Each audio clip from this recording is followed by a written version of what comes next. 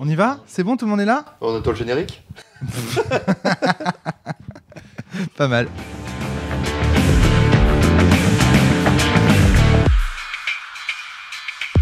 Bonjour à tous et bienvenue sur le podcast hebdomadaire de la cellule. Le retour des podcasts sur Sens, on n'y croyait plus, avec Julien Falconet. Julien, ça va la pêche les patates? Ça va la pêche. Nous sommes également avec Antoine. Antoine, Ouais, ça va la pêche? ça va. Nous sommes avec Audrey. Poil de tête couille de merde. Oui, bon, voilà. Alors, pour expliquer aux auditeurs, il faut savoir que cette phrase rituelle est prononcée par toutes les personnes qui veulent tester les micros ici. Voilà, poil de mes couilles de merde. Merci Audrey de révéler la tambouille à tous nos auditeurs. Typer le poil de mes couilles de merde. Non, mais en fait, je vous proposais de faire un gag avant le début du podcast. Ah mince. Là, on est dans le raté. podcast. Voilà. Nous sommes également avec Amir. Amir, ça va la pêche? Ça va, ça va. Bon, alors là, ça va être compliqué parce qu'on va devoir jongler avec combien de noms de personnages, là, à peu près 12. 12. Alors, donc, on rappelle, hein, Julien, tu joues Kerry Quadrilla. C'est ça, Kerry Advi, Voilà. et qui a décidé de jouer avec Classis. Classis, un personnage nommé Ardeur. Voilà, peu à ça l'opposé s'écrit des mêmes. Sans H. Hein. Sans H, On est bien exactement. d'accord. Oui, hein, oui, il sans ne H, s'agit sans pas H. de Vas-y, Rocco Siffredi. Elle a hésité, mais non. Nous sommes également avec Audrey. Alors, j'ai déjà dit ça, j'ai l'impression de me répéter. Nous sommes avec Audrey. Audrey qui joue Lexa. Éclat. Oui, Éclat dans Sens Ouais. Néant, tout à fait. Donc Lexa joue Éclat. Alors c'est ça qui c'est compliqué avec Sens Néant parce que c'est une mise en abîme, c'est-à-dire que les personnages des joueurs de Sens sont invités eux-mêmes à faire avec Classis un jeu de rôle. Donc ce sont des personnages qui jouent des personnages. Donc les noms qu'on est en train d'annoncer là, ce sont les noms des nouveaux personnages que vous avez faits pour intégrer la campagne de Sens Néant maîtrisée par Classis. Amir, tu joues donc, on rappelle, Milan dans la campagne C'est ça. principale et tu es Mont-Ardent. Antoine, tu joues Ridger. Ridger, l'artiste chaotique. Voilà. Et tu as décidé d'interpréter Bulle. Bulle. Chacun d'entre vous a... Alors, par quoi on commence quoi? C'est-à-dire, c'est complètement vaste. Qu'est-ce que vous avez retenu de cet univers? Qu'est-ce qu'on fait là? À quoi on est en train de jouer? Il y a beaucoup de règles. Il y a beaucoup trop de règles. J'y comprends rien. Il y a trop de calculs. C'est ça. Mais c'est les mêmes, c'est juste les noms qui ont changé. Il y a quasiment pas de calcul là-dedans. Il y a plein de règles différentes, et de lignes et de machins. Mais il n'y a pas beaucoup de calcul. C'est parce que tu as l'habitude des jeux où il y a des tables et des trucs, machin. Ouais. Ouais. Ouais. Du coup, il n'y en a pas beaucoup par rapport à Sens. C'est vrai qu'il y a plus de calculs peut-être. On joue dans un univers où tout est conscient. Oui, alors on voit que quand même Audrey a envie de commencer ce podcast, c'est bien. Très bien. Donc effectivement, je joue dans un univers où tout est conscient, tout anthropomorphisé, tout sentimental. C'est compliqué à décrire rapidement dans un podcast cet univers. Oui, d'ailleurs, ce n'est pas nous qui parlons là, c'est les micros qui parlent, hein, en fait. Ah d'accord. Et oui, dans Sens Néant en tout cas. Ils ont c'est déjà clair. 2 éléments, donc ils peuvent parler. C'est ça. Alors comment on fait pour présenter cet univers? Qui veut se lancer? Qui veut commencer? Peut-être présenter les personnages d'abord? Et encore c'est compliqué. Qu'est-ce que vous jouez? Qu'est-ce que vous jouez comme personnage? Comme type de créature, j'entends.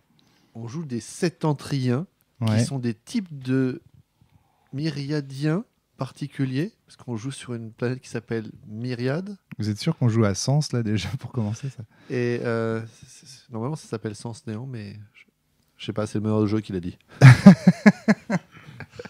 Voilà, déjà il y a quelque chose qui change, c'est l'univers, le cadre du jeu en fait qui change par rapport à l'autre, puisque c'est un jeu de rôle auquel vous participez en tant que personnage. Donc évidemment, l'univers change et on passe plutôt sur ce qui ressemble à être... comment vous décririez cet univers médiéval fantastique? On peut pas parler de médiéval fantastique, c'est pas vraiment médiéval. J'adore le silence. Comment présenter cet univers? Ah non, c'est compliqué. Symbolique, Ouais. fantastique. Symbolique, fantastique. Mystique, je dirais. fantastique. Mystique, fantastique, pas mal. Onirique. Fantastique. Symbolico-onirique. Symbolique, onirique. Ouais, moi je rejoins le symbolico-onirique. Antoine, je peux toujours compter sur Alors, qu'est-ce que c'est que Myriade, en fait? Où est-ce que vous êtes? Enfin, c'est... Alors, Myriade, c'est une planète où il y a des extraterrestres, où tous les extraterrestres sont plus ou moins conscients, sont constitués de 1 à 6 éléments, Ouais, qui sont l'eau, terre, l'air, le feu, l'ombre et la lumière. ouais.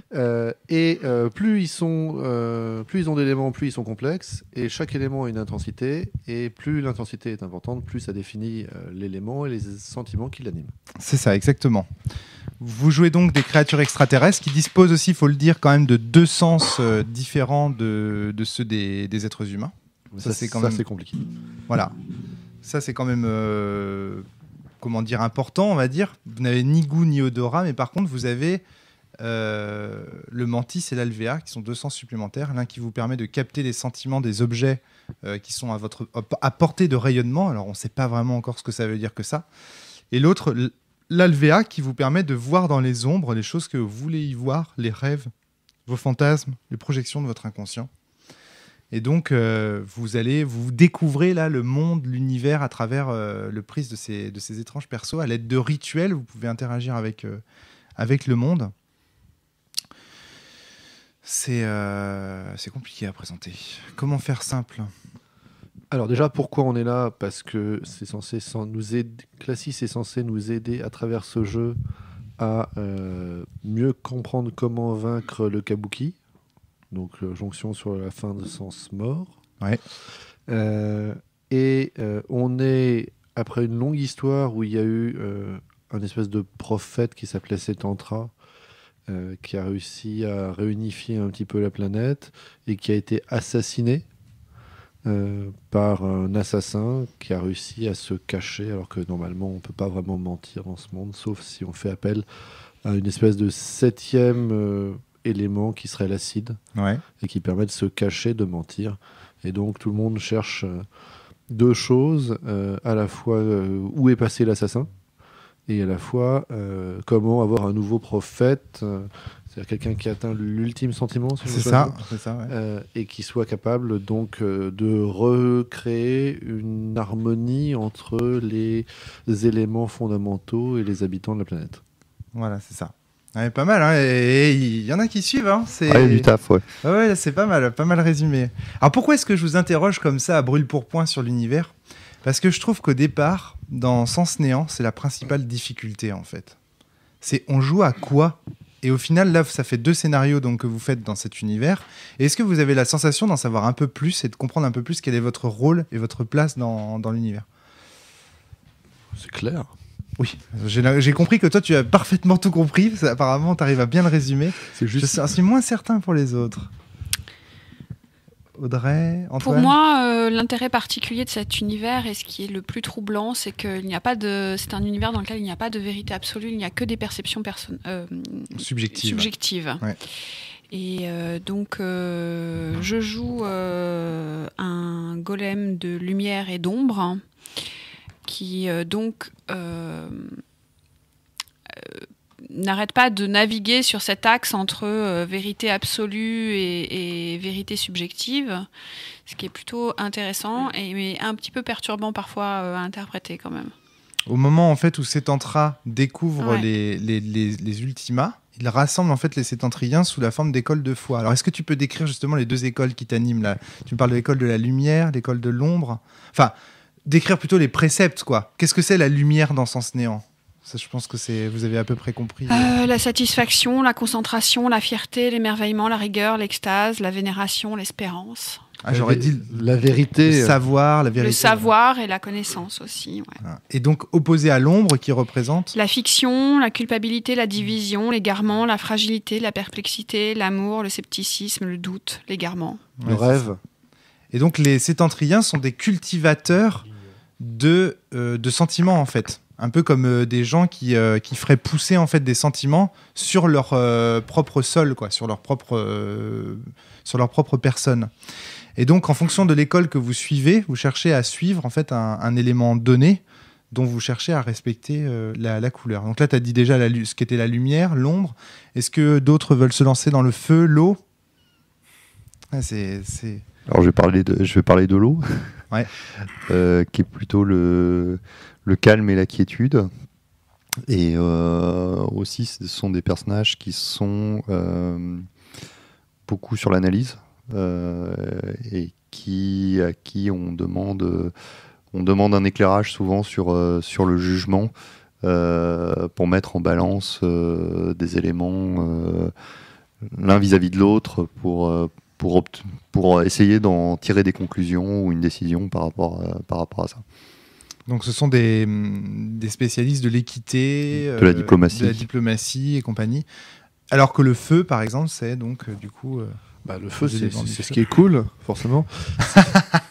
Tu dis ça parce que c'est ton personnage. Exactement. D'accord. Et donc, c'est tout ce qui est l'enthousiasme, l'ardeur, la combativité, la violence, le fait d'agir sans réfléchir. Bref, tout ce qui est très libérateur pour mon personnage quadrillade de vie Voilà, c'est ça. à jouer.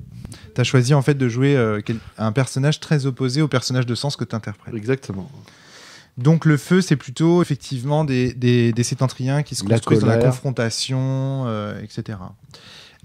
Il nous reste la terre et l'air qui veut se lancer. Alors la terre, c'est toi, Amir, qui fait le golem de terre, donc Mont Tout à Ardent. fait. Mont Ardent, parce qui évoque à la fois le feu et la terre, parce que ce sont tes deux Exactement. écoles dominantes. mais la terre beaucoup plus forte beaucoup plus que le feu chez moi. Mm. Donc la terre, c'est la stabilité, l'endurance, mais pas seulement physique, mais également émotionnel, bien sûr. Bon, moi, j'ai La pas mes confiance, la notes avec robustesse. moi, mais voilà. Toutes ces La choses-là. fidélité aussi. la Des gens sur loyauté, qui on peut compter en la fait. loyauté, Ouais. effectivement.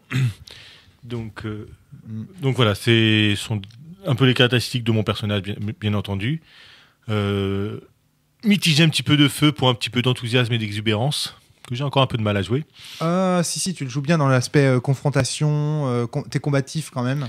J'essaie de le faire, mais Ouais. bon, et comme c'est moins fort chez moi que chez Ardeur, Et si tu lui- ripostes lui- quand je t'attaque? c'est ça. Oui, Voilà, ça semble moins forcément, mais toi, t'es sétentra du feu directement, alors que toi, ce n'est que ton élément secondaire, si Tout j'ose à dire. fait. Ce qui est quand même important. Donc voilà, les sétentras sont définis par leurs sentiments et en même temps par les éléments qui les composent en fait. Et vous avez différents rituels qui vous permettent d'interagir avec l'univers et d'enrichir en fait des personnages dont vous vous rendez maître. On appelle ça des personnages qui sont apprivoisés. En fait, vous vous rendez moins maître d'eux que amis avec eux. Et donc, ils deviennent vos alliés. Ouais, un peu comme les renards, quoi. Un peu comme les renards, tout à fait. On retrouve des thématiques, effectivement, de sens. Alors, que dire ? C'est génial. Fin du podcast, on va pouvoir couper maintenant les micros, je pense. Alors pourquoi ? Voilà. Qu'est-ce qui te plaît dans cet univers Bah, Julien Pourquoi tu dis spontanément Je c'est trouve que génial. les rituels sont vraiment un outil qui change complètement la manière dont on a l'habitude d'intervenir en jeu de rôle. Parce qu'il nous est proposé Toi n'est pas d'accord. un canevas clair sur le fait de comment modifier l'univers dans lequel on se trouve. C'est-à-dire que là où dans un jeu de rôle traditionnel, on se retrouve à galérer, à faire selon au bon vouloir du meneur de jeu d'une certaine manière pour décider de se lier ou pas avec des PNJ.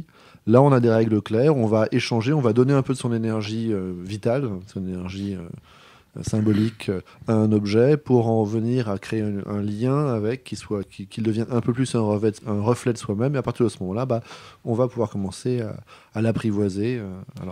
Alors ça, c'est un truc très intéressant que tu glisses comme ça au détour de cette phrase, c'est que contrairement aux personnages de sens qui sont définis par des faits, les personnages de sens néant sont définis par des liens. Or, vous savez que dans Sens Mort, vous avez rencontré effectivement ce personnage du renard qui vous a appris à utiliser, à ajouter en fait un nouveau système de sens dans Sens Mort qui est le système des liens. Et là, en fait, vous êtes débarrassé finalement des faits et vous n'êtes que des liens. Et donc, c'est de ça dont tu parles, Julien, savoir que on peut comme ça donner des liens à des personnages. Alors, Antoine, tu avais l'air de trouver que les rituels, justement, c'était pas forcément quelque chose de très Non, mais c'est Nouveau. Alors, c'est pas ça, c'est que ça a trait beaucoup à ma manière de jouer, à ma manière de fonctionner. C'est-à-dire que pour moi, les règles ne sont qu'un moyen de trouver une solution à une situation qu'amène le joueur.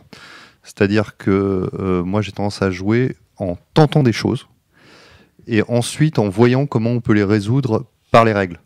C'est-à-dire que moi, me dire les rituels vont me permettre de faire des choses claires, de construire de la fiction, etc.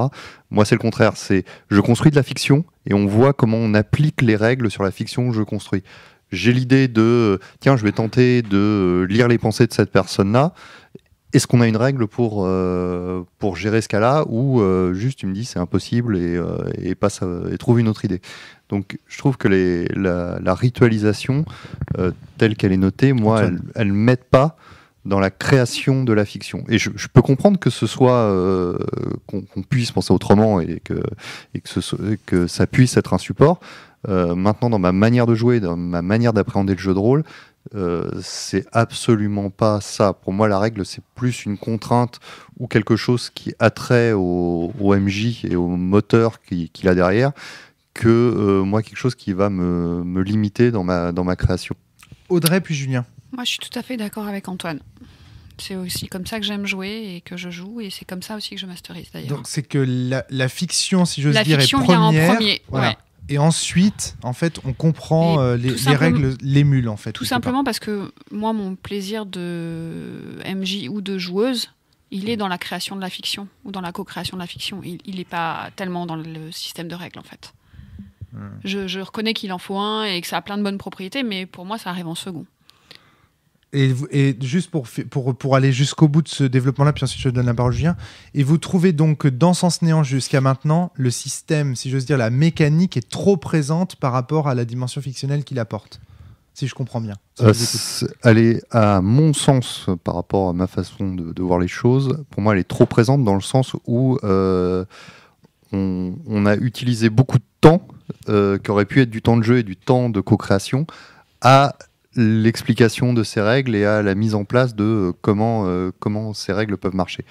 Moi, ça me dérange pas de me lancer dans un univers à partir du moment où j'ai compris les tenants et les aboutissants de cet univers-là dans la fiction, de me lancer dedans sans connaître une ligne de règles. Et ça m'empêchera pas de m'amuser pour autant. Alors je ferais peut-être des choses qui sont pas optimisées dans la fiction. Je me prendrais peut-être des coups là où si j'avais connu les règles, j'en aurais pas pris. Mais tant pis, c'est pas grave. Ça amènera du jeu et ça amènera d'autres fictions. D'échouer amènera d'autres fictions. Donc ça me pose pas de problème en soi de pas connaître les règles, quoi. Oui, bien sûr. C'est surtout que ça a le mérite d'amener des idées bizarres et originales aussi. C'est-à-dire que le problème des règles en premier, c'est que ça donne un peu un carcan à ton imaginaire aussi, tu vois. Ouais. Alors que Je ne dis rien pour l'instant, j'écoute. quand tu te lances dans l'univers, tu te lances dans une création imaginaire et que ça vient en premier, tu peux avoir des idées complètement rigolotes, tout à fait aberrantes, qui peuvent aussi enrichir ou foutre la merde, on est d'accord, mais qui sortent vraiment de ce qui était prévu. Tu vois. Oui, bien sûr. Ouais. Et voilà. Donc moi aussi la première partie. Tant qu'on est dans le respect du canon. Voilà. Julien, tu voulais intervenir? Alors, sans rentrer dans le débat, les règles avant la fiction avant la règle, pour le coup, là, je suis pas du tout d'accord.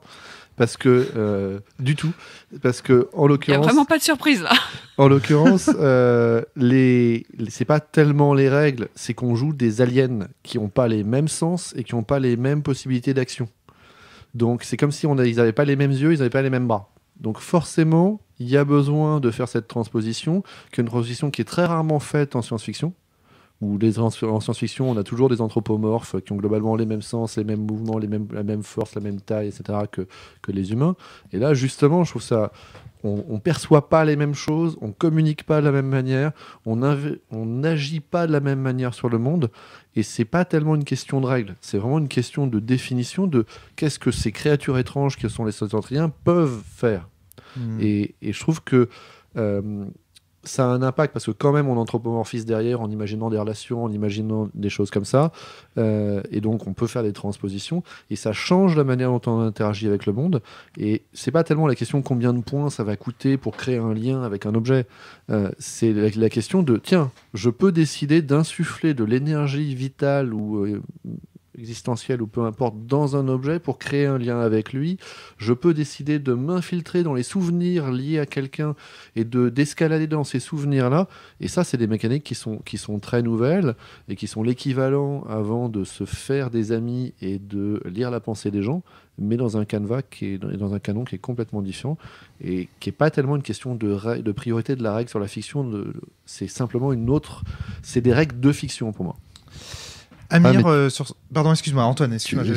Tu peux avoir aussi des références culturelles qui permettent de t'appuyer là-dessus. Je pense notamment beaucoup aux objets et aux liens que tu peux tisser avec les objets. Ambre, typiquement, se retrouve complètement là-dessus. Et moi, je me sers de cette culture que j'ai sur les bouquins de Zelazny pour comprendre et appréhender les liens que tu peux avoir avec un objet que tu forges, quoi. Alors exactement. Alors en fait, ici, ce que vous êtes en train de dire et qui est vraiment une tension inhérente en fait à Sens Néant, hein, c'est vraiment quelque chose, une discussion qu'on retrouve, je pense, autour de toutes les tables de Sens Néant. J'ai jamais connu vraiment une table, même par témoignage, dans lesquelles cette discussion n'avait pas lieu. En fait, c'est une discussion sur l'apprentissage. Comment on apprend à entrer dans un univers qui n'est pas le nôtre.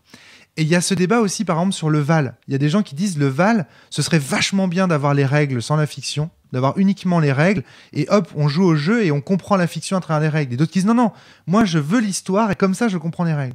Et là j'ai vraiment l'impression qu'on a ici les deux points de vue qui s'opposent, mais qui s'opposent pas en fait, qui sont complémentaires. C'est-à-dire, il y en a qui disent moi pour apprendre, j'ai besoin qu'on me raconte une histoire, et un autre qui dit moi pour apprendre, j'ai besoin qu'on m'explique d'abord les règles. C'est-à-dire, c'est vraiment deux visions. J'ai envie de dire, je vais exagérer un peu, mais la position de Julien qui serait celle de l'ingénieur, qui veut d'abord comprendre la machine, et ensuite, comprenant la machine, il joue avec. Et la position du littéraire, qui lui est plus dans... Il veut savoir comment on rêve dans la machine, et ensuite... si je on veut utiliser le truc. Utiliser le truc, c'est ça. C'est l'apprentissage, j'ai envie de dire. Il y a les gens qui apprennent dans les livres, qui apprennent en lisant, et les gens qui apprennent en jouant. En faisant, voilà, c'est ça. Et vous êtes vraiment dans ce cadre-là, et c'est ce que je vous ai dit dès le départ. À savoir, Amir, tu voulais intervenir avant? Je voulais juste dire, parler de moi, tout simplement. Ah oui, mais justement, moi, je suis un peu entre les deux. C'est-à-dire que je n'arrive pas à maîtriser totalement, uniquement par les règles ou uniquement par l'histoire. J'ai besoin de passer de l'un à l'autre, ouais. et ainsi d'augmenter en compétences dans les deux. Ça. Donc toi, du coup, ce va-et-vient en fait entre les deux m'intéresse. J'ai eu du mal avec juste l'histoire au début. Après, juste les règles, je comprenais pas très bien. Ça, c'est intéressant. Et peu à peu, en passant de l'un à l'autre sans arrêt, j'ai mieux maîtrisé. Alors, je commence à comprendre. Ce qu'il faut dire, c'est que ça fait 2 week-ends qu'on essaye de commencer Sens Néant en réalité. Et ça, c'est très important. Parce qu'en fait, le premier week-end, je vous ai expliqué toutes ces règles par l'histoire. Seulement, je me souviens très bien de la position d'Amir ce week-end-là. Amir, ton problème, c'était que tu me disais, moi, quand on me lit un truc, je m'endors. Ça m'endort quand on me lit un truc. Il y a ça en plus. Donc, si je lis pas moi-même, c'est encore plus compliqué pour moi. Oui. Quand j'expliquais les règles par la fiction, je me souviens qu'Amir avait du mal à se concentrer, là où vous deux, moi je me souviens d'Audrey qui avait les yeux qui pétillaient, qui disait, on joue quand ? Et on n'avait pas pu jouer finalement ce week-end-là parce qu'il y avait eu tellement d'explications fictionnelles que c'était pas possible. Là, cette fois-ci, j'ai pas fait exprès, mais j'ai pris le pari de prendre les choses différemment et justement de commencer par les règles. Pourquoi j'ai fait ça ? Pas par malice, pour me dire on va voir qui est-ce qui suit cette fois et qui c'est qui suit pas, mais plutôt parce que je pensais que ça irait plus vite par les règles en fait, et que ça vous rappellerait l'histoire que je vous avais racontée l'année dernière. Ça fait quand même 1 an qu'on ne s'est vu. Et en fait, je me suis rendu compte que pas du tout, c'est-à-dire qu'au final, Audrey et Antoine sont restés complètement à la porte en attendant l'histoire à nouveau en fait. Vous avez presque envie que je re-raconte ce que j'avais raconté le week-end d'avant. Donc c'est pour ça que j'ai pris aussi ces 2 positions un peu différentes. C'est pas grave, hein, Romaric. Au bout d'un moment, on a un peu décroché, on a commencé à se raconter des histoires, nous. Oui, voilà, mais tant mieux. Et c'est bien. Et je pense que maintenant qu'on a commencé à jouer, vous voyez un petit peu mieux quand même où les rituels vous mènent et où ces règles vous mènent, non ? Elles commencent à prendre du sens, ces règles, Antoine et Audrey. Ah non, pas encore. Je te vois lever les yeux au ciel, Antoine. C'est pas ça. Je m'aperçois que les idées que je peux amener dans la fiction arrivent à être pilotées par les règles. Et ça te... Ça me convient bien. C'est-à-dire, je dis, je veux me lier à une créature, qu'est-ce qu'il faut, comment on se fait ? Et là, on fait un débrief des règles. En pratique, tu claques des points ici et tu claques des points là. Ok. Et on retourne dans la fiction tout de suite. D'accord, ok, ouais, d'accord, ça marche. Ouais. Ok. Audrey, puis Julien, je sais pas. Audrey, tu voulais ajouter quelque chose ? Alors, Julien. Moi, au contraire, ce que je trouvais... Enfin, au contraire, non. Dans cette lignée-là, je trouve que les règles ajoutées, en tout cas les pouvoirs ou les rituels, peu importe, et l'Alvéa, donnent une dimension extrêmement, presque de position d'auteur aux joueurs. Parce que dans les ombres, avec l'Alvéa, on voit ce qu'imagine notre personnage. Et donc, on est dans une posture de création, enfin, dans une posture d'auteur. Effectivement, c'est le joueur qui a la responsabilité sur ce que pense son personnage, et donc c'est au joueur de décrire ce qu'on appelle ses ombres. C'est ses rêves, ses fantasmes, c'est ça. Donc ça, c'est une posture de création. Ça, je pense que pour un certain joueur, peut-être pas après 2 campagnes, mais pour des joueurs débutants, je sais que c'est difficile. Ce genre, ou pour des joueurs trop habitués à se laisser mener par un meneur de jeu. Ça peut être très simple. Hein. Je te demande à quoi tu rêves, tu me dis je rêve d'Asilis. Point. D'ailleurs, il y a eu plusieurs moments où, oui, c'est toi, je crois, Amir, qui a fait des descriptions. Oui. Moi, avec mon personnage du feu, j'ai des rêves simples. Mais donc tout à fait, mais c'est une posture, c'est quand même une posture de création. Ouais, c'est quand même une posture de création, c'est une posture où on reprend la main sur la narration, même temporairement. Alors n'oublie pas que c'est censé être le 3e sens. Oui, tout à fait. C'est pas un jeu pour les débutants. Théoriquement, ça fait déjà 2 campagnes de jeu de rôle que tu te tapes pour. Tout à fait, mais c'est quelque chose qu'on faisait pas avant. Avant, on était limité par ce que pouvait faire notre personnage, et là, d'un seul coup, il peut beaucoup plus. Oui. Et les différents rituels permettent beaucoup plus. Même si jamais on est nous sensibles si on est le sujet d'une lecture, c'est à nous de raconter ce qui se passe dans notre monde intérieur. Comment est-ce que notre larme se décompose en scènes qui permettent aux autres de comprendre qui on est. Vous devenez, pour ainsi dire, meneur de jeu. On devient meneur de jeu. La possibilité de créer des éléments, la possibilité de choisir quand on se lit un objet, quelles sont les lignes de notre quelles sont les attaches, quels sont les liens qu'on va lui transmettre. C'est des postures réellement de prise de pouvoir forte sur son personnage. C'est comme si dans un autre jeu, c'est comme si on pouvait décider, je retire cette compétence, je la transforme comme ça, je la remets. Il y a un côté beaucoup plus Lego ça c'est qui moi je trouve qui est très nouveau, très novateur et qui est permis par les règles. En tout cas, même si on peut retirer l'ex, c'est forcément une capacité dont il faut prévenir les joueurs que leurs personnages peuvent le faire. C'est intéressant, c'est intéressant. Vous, cette dimension-là, du coup, Antoine et Audrey, en fait, vous en foutez. Ce que vous voulez, c'est d'abord décrire. Après, on voit comment le Lego il s'organise. C'est ça. Après, je trouve ça très bien qu'on ait qu'on n'ait pas que des gens comme nous à la table. Oui, bien sûr. Parce que, moi, je me repose beaucoup sur Julien et Amir quand j'ai des questions pour le coup techniques, en disant mais comment je peux faire ça, ou si je fais ça, quelles sont les conséquences sur mon personnage dans la fiction, et je sais qu'il n'y a pas que le maître du jeu qui détient ce savoir-là, donc c'est d'autant plus confortable pour quelqu'un comme moi qui ne retient pas les règles globalement, parce que ça ne l'intéresse pas, quoi. Et puis il y a un côté faire aussi, c'est-à-dire en fait quelque part on sait que le maître de jeu n'est pas tout puissant. Là, on sait qu'il y a des règles très techniques pour dire, bah voilà, il se passe ça, quand ça, etc. Il y a un côté, le maître de jeu est autant soumis aux règles que les autres joueurs. Vous voyez ce que je veux dire, alors que... Moi, c'est une dimension qui m'importe absolument pas, celle-là. C'est-à-dire je joue qu'avec des MJ en qui j'ai confiance. Enfin, tu vois, en qui je sais qu'ils ont envie de nous faire passer un bon moment. Donc, cette dimension-là, pour moi, elle est... D'accord, ok. Non, c'est pas vraiment ce que je veux dire quand je dis... c'est que juste... alors, comment dire ? Il joue au même jeu que toi, le meneur de jeu. Tu vois ce que je veux dire ? Il est pas en train de penser à autre chose que ce à quoi tu penses, sauf que lui, il le pense depuis le point de vue des personnages non-joueurs, mais je sais pas si je suis très clair. Amir ? C'est un peu un autre joueur, quoi. C'est un autre joueur, voilà, c'est ça. Alors, je dis pas que c'est reposant pour les joueurs, mais pour le meneur de jeu, Sens Néant, c'est pas mal parce que ça permet enfin de jouer à sens avec les autres quelque part. Alors, c'est vrai et faux parce que j'ai quand même les clés de l'histoire. Et il y a quand même des intrigues dans Sens Néant. Donc j'ai quand même ça en tête. Est-ce que c'est parce que c'est un jeu dans le jeu ? En tout cas, il a été conçu pour ça. Mais il a surtout été conçu pour rapprocher le MJ des joueurs. Je peux pas en dire plus, mais voilà, je pense que c'est l'idée en tout cas. Rapprocher le MJ des joueurs ou les joueurs du MJ ? Les joueurs du MJ, exact. Tu as raison de me reprendre, effectivement, tu as raison. C'est en fait, qu'est-ce que vous êtes en train d'apprendre là, à travers dans la larme de Classis ? Vous êtes en train d'apprendre à devenir MJ à votre tour, en fait. Vous apprenez à décrire des choses comme le MJ doit le faire, etc. Donc c'est un jeu pédagogique au sens de Myst, vous savez, les mondes pédagogiques qu'on visite et qui nous apprennent au fur et à mesure, tiens, je prends le contrôle de la narration, qu'est-ce que ça fait d'avoir l'autorité sur ces ombres et compagnie. Est-ce qu'on avait déjà pas un peu volé la narration sur les 2 précédents sens, où on s'en était emparé par moment ? Avec les points de cellulis.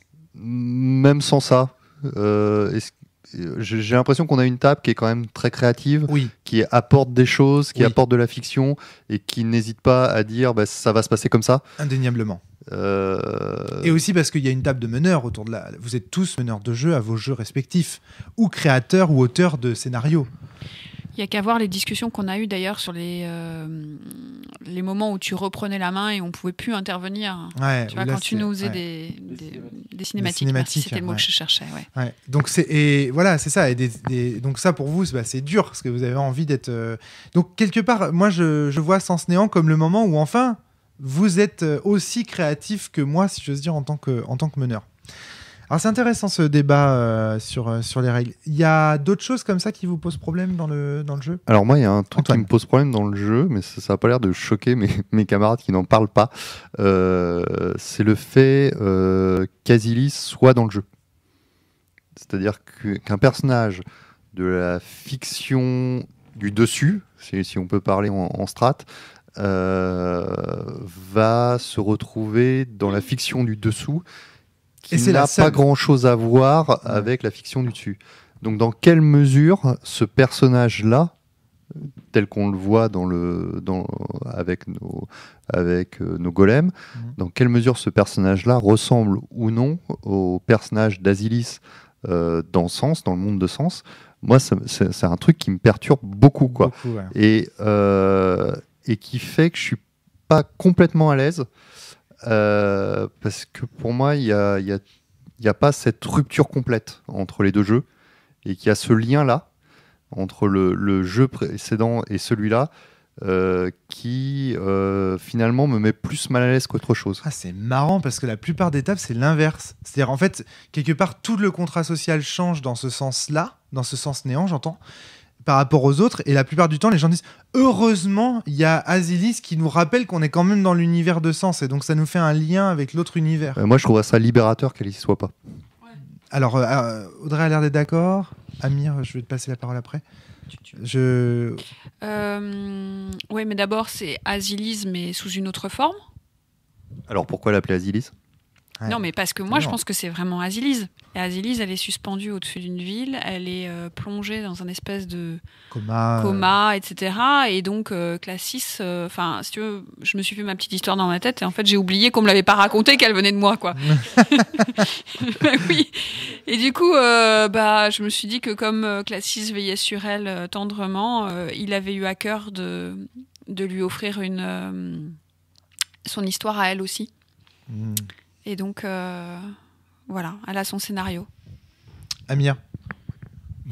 Pour moi, Asilis, on avait déjà vu à la fin de Sens Mort qu'on avait eu des visions d'Asilis dans un autre monde. Il y avait un dragon, je me rappelle plus les détails, Ouais. mais on avait déjà vu ça. Ouais, et puis, Dans Ridger avait spoilé le fait que ce serait un monde médiéval fantastique. Et dans l'autre monde, on la voit pas, Asilis. C'est presque une statue immobile suspendue Un au-dessus artefact, des airs. une momie. C'est pas une personne. C'est un symbole. Ouais. Et là, on la voit en tant que personne. Donc pour moi, elle est vraiment différente déjà. Et c'est un lien pour moi, effectivement. Alors, je dis pas que heureusement ou pas heureusement. Pour moi, c'est juste la suite logique.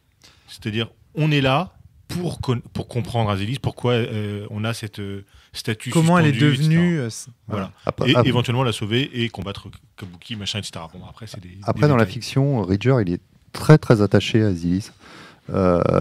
C'est un peu. C'est pas peu dire. Donc, le personnage d'Antoine, on rappelle Ridger. Voilà, c'est un peu l'opposé de mon personnage. C'est ce qu'il ne veut surtout pas devenir. Et il s'est fait, et à travers lui, moi-même, on s'est fait une opinion de ce que pouvait être Asilis, de comment elle avait pu vivre, etc. Et le fait de l'avoir évolué, ça casse le mythe. Ça casse un peu le mythe, ouais, c'est ça, c'est exactement ça. J'en doute pas. J'en doute pas. Alors pour Milan, ça le crée. Voilà, c'est ça dépend. Parce que moi, j'avais déjà créé le mythe, en fait. Ouais. On verra. Du fait que j'ai créé une statue J'étais un scientifique, je d'Asilis, peux pas créer sans preuve. Ah, c'est chouette ce que tu dis, Mais- Antoine. Exact. C'est vrai que j'avais oublié cet événement dans Aqua City où tu crées une statue. Tu t'étais imaginé quelque chose et finalement t'es un peu déçu, je crois. Ouais, c'est ça. Ouais. Ouais. Julien. Dans la mesure où on joue la chute, enfin on joue une histoire qui se passe chez les Sétentriens, qui est censée être la civilisation qui a amené aux runes, qui ont permis Cosmo Rebirth, etc. On joue la jeunesse, probablement, d'Asilis, la jeunesse d'une des immortelles, peut-être, qui s'est peut-être réincarnée, qui est peut-être voilà, alors ça pose un certain nombre de questions d'ailleurs quand on y pense, parce que vu qu'elle est devenue une rune et pas sens, et que a priori dans la fiction actuelle, un des enjeux c'est qu'elle s'éveille au sentiment ultime, l'ultime sentiment, ouais. Ce qui ferait plutôt penser à Sens que à une rune, l'incarnation personnelle d'une rune, et qu'elle a fini l'incarnation personnelle d'une rune. On peut se poser un peu la question de comment ça va se goupiller à la sortie, mais pour l'instant clairement on joue la jeunesse d'une Asilis qui a un lien qui nous reste à définir avec l'Asilis actuelle, et ce lien va peut-être être une des réponses à comment est-ce qu'on vainc le Kabuki, ou comment est-ce qu'on réveille Asilis aujourd'hui. Et pour moi c'est très cohérent en fait qu'elle soit présente là-dedans, puisque on est dans l'idée de revenir aux sources du mal, en tout cas du problème, pour mieux le comprendre. D'ailleurs c'est déjà une piste qui nous a été donnée sur l'enquête vers l'assassin. Je ne sais plus qui a exploré un Mantis, à qui on a dit mais ce serait peut-être pas mal, plutôt que de se poser la question de ce qui s'est passé au moment de l'assassinat, peut-être ce serait pas mal de se poser la question de ce qui s'est passé avant l'assassinat. Voilà. Et je pense que la question de revenir aux sources va être une des thématiques récurrentes de Néant, et à ce titre-là, la présence d'Asilis me paraît complètement normale, puisque c'est elle qui fait le lien conducteur, enfin le fil conducteur. Alors, beaucoup de tables, excuse-moi, tu voulais ajouter quelque chose. Beaucoup de tables ressentent une rupture en fait du contrat social dans Sens Néant et se disent non, mais c'est un scandale. On m'avait promis un jeu de space opéra, science-fiction, philo-fiction et compagnie, et je me retrouve dans un univers onirico, fantastico, je sais pas quoi, avec des dragons et des pierres qui n'amassent pas mousse. C'est quoi ce délire ? Est-ce que vous avez cette même sensation de rupture, ou est-ce que pas du tout ? Amir, c'était probablement le joueur qui me faisait le plus peur de ce côté-là. Et je trouve qu'au final, j'ai l'impression que dans Sens Néant, t'es celui qui s'y débrouille le mieux. Ce qui est... Ah, ça me surprend, ça. Ouais. Non, moi, j'ai pas du tout eu de sentiment de trahison. Franchement. Ouais. Ça avait déjà été plus ou moins amené de toute façon à la fin de Sens Mort. Antoine l'avait deviné et autres. Et tu nous avais laissé quelques indices déjà. Donc, justement pour éviter ce sentiment de rupture de contrat. Mais non, de toute façon, je pense pas que je me serais senti trahi. Je suis un multivers fan depuis très longtemps. D'accord. Ça me dérange pas, ça. J'ai eu du mal à m'intégrer. Alors, je dirais le canon esthétique de Myriad. Ouais. J'avais vraiment du mal à le saisir, à le ressentir et autres. Ça commence à venir. Personnellement, je suis encore loin d'être vraiment totalement à l'aise, mais bon, ça va. Ouais, okay. J'ai l'impression que tu te débrouilles plutôt bien pour le moment. Tu campes bien ton personnage. Merci. Tu vois. Et justement, ça me faisait un petit peu peur, parce que j'avais l'impression en plus que tu étais très attaché au personnage de Milan, très attaché au canon SF, mais je me suis trompé. Il y a peut-être eu le sentiment que quand j'ai joué Milan, qui était un scientifique, et sur la fin qui était un peu paumé, qui se posait beaucoup de questions. J'essayais vraiment de jouer ça, et donc il y a peut-être eu effectivement j'ai peut-être donné l'impression de ne pas être vouloir changer, ou etc., parce que je jouais le côté justement rigide de Milan, okay. Peur du changement. C'est peut-être ça, je sais pas. Peut-être. Les autres autour de la table, Antoine, Julien, Audrey, vous le ressentez aussi comme une trahison ou pas du tout Alors moi pas Antoine. Du tout. Parce que je pense que les enjeux sont finalement les mêmes. C'est-à-dire que le fait de se poser des questions, d'avoir des éléments des dilemmes moraux pour nos personnages, reste. Et en fait, c'est pour moi la vraie thématique de Sens, c'est ça, finalement, plus que l'esthétique de l'univers dans lequel les personnages évoluent. Et si j'avais senti une trahison, ça aurait été là-dessus, ou d'un jeu sur lequel on s'interroge beaucoup, et nos personnages se posent des questions sur des dilemmes sur qu'est-ce qui ferait le moins mal ou qu'est-ce qui me ferait le moins mal, se retrouvent du jour au lendemain sur un porte-monstre trésor tracher du gobelin les uns derrière les autres sans se poser aucune question de moralité par rapport à ça, quoi. D'accord, ok. Très intéressant. Julien, t'avais l'air d'opiner du chef là. Alors moi, pour moi, il n'y a pas du tout de trahison. D'abord parce que je suis très fan de ce type d'évolution-là. Je suis beaucoup plus intéressé par un meneur de jeu bienveillant et cohérent que par un contrat social trop clairement défini. Donc j'ai aucun problème avec ça.